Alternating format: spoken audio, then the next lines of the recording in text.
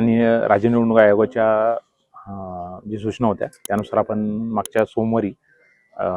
जी आरक्षणाची सोडत राबवली होती. त्यानंतर आम्ही त्याचा जो रिपोर्ट आहे त्याचं इतिवृत्त असं आम्ही आयोगाकडे सादर केलं होतं आणि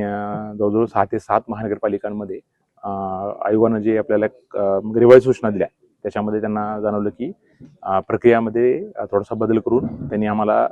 आपल्याकडे जे विशेष सूचना दिली होती म्हणजे की प्रभाग क्रमांक 14 याच्यामधली जी एक जागा होती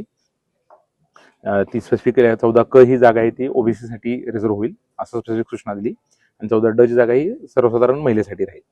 आणि उर्वरित आम्हाला जे 16 प्रभाग त्यांनी आयडेंटिफाय करून दिले आणि त्या 16 प्रभागामधून आपल्याला 5 जागा ज्या स्पेशली ओबीसीच्या म्हणजे ज्याला नागरिकांचा मागास प्रवर्ग ज्याला आपण असं म्हणतो त्याच्या एकूण आपल्याला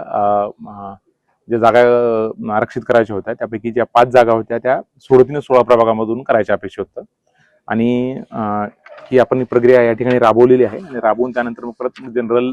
महिला किंवा सर्वसाधारण महिला ज्या आहेत त्याचे सुद्धा आपण आरक्षण ठेवलेलं आहे. ही प्रक्रिया आज झालेली आहे आणि आज साधारणतः आम्ही आयोगाला पाठवू. त्यानंतर जे आम्ही तुम्हाला शेड्यूल दिले त्यानुसार साधारणतः 7 ते 8 दिवसाचा